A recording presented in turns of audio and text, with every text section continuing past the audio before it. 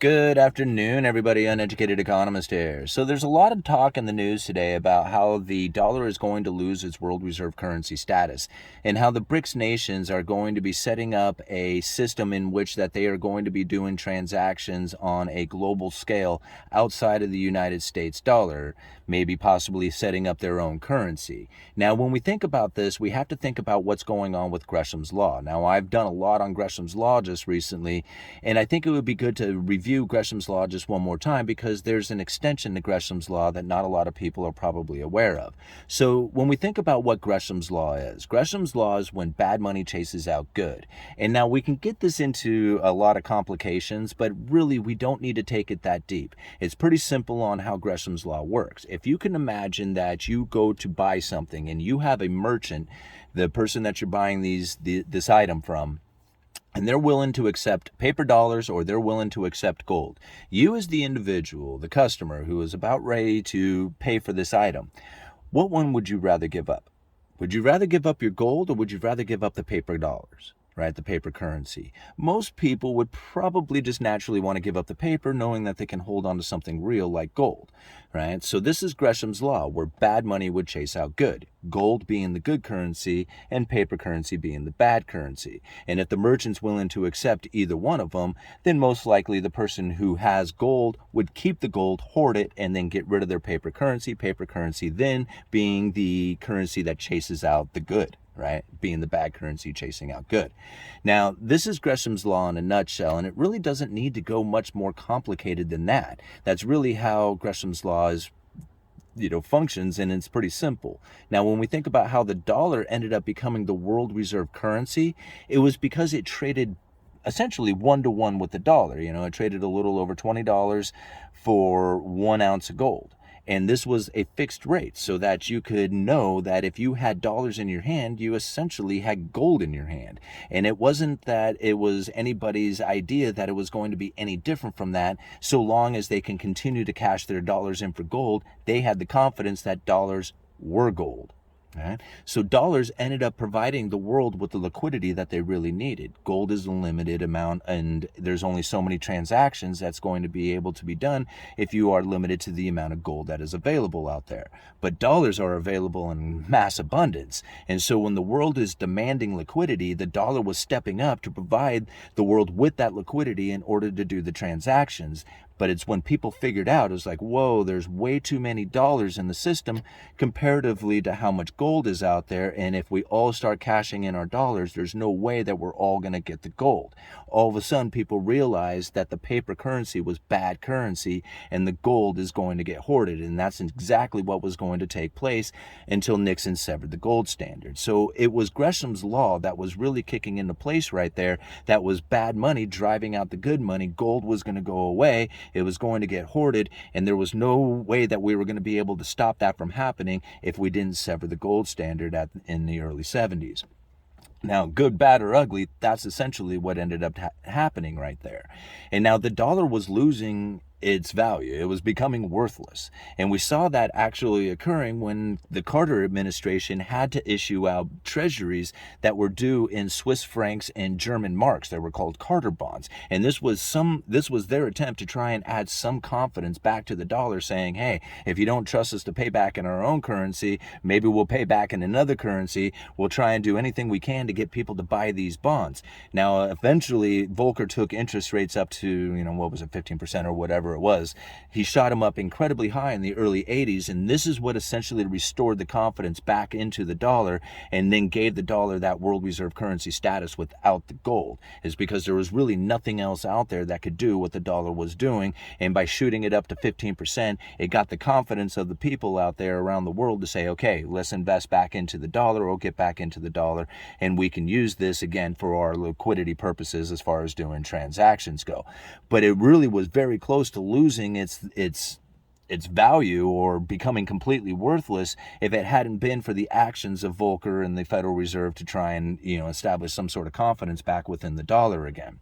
But that doesn't make it good. It just made it the only thing available at the time. So now it's the currency that is in existence. Okay? And so it's essentially took the place of gold.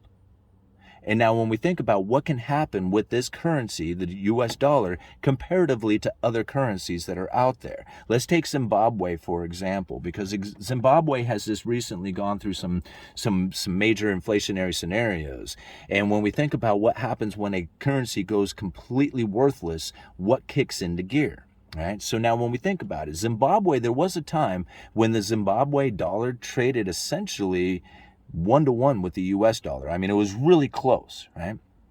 And so as time went on, they devalued the Zimbabwe dollar, made using dollars illegal. This was the legal tender law. This is what forced the Zimbabwe dollar into use in Zimbabwe, when the dollar itself, the United States dollar, would have been much more preferred amongst those transactions within that state. But they made laws that say, no, you can't use this. Right?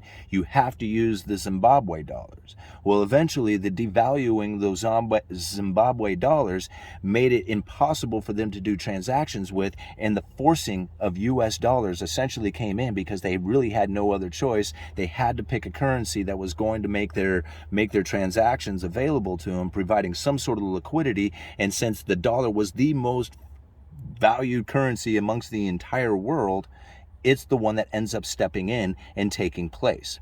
Now, when we think about Greshams' law that is kicking in here, okay, when bad money chases out good, or when good money ends up chasing out bad, because the complete theory to Greshams' law is Thiers Law, where good money chases out bad. And this is where the dollar, or the Zimbabwe dollar, becomes so worthless that another good currency comes in and chases the bad out.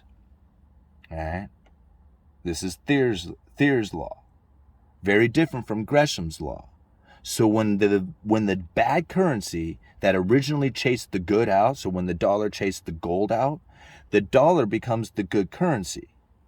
Even though it was the bad currency that chased gold out, dollar became the good currency, and the Zimbabwe dollar itself was the bad currency. It chased out all the dollars, as people would rather hoard their dollars since they are illegal now to use, making them ever increasingly more valuable, because if you have a law against it and somebody wants it, it just makes it that much more valuable. Zimbabwe dollars become the worthless currency. It chased all the dollars out as it became worthless, right? People hoarded those.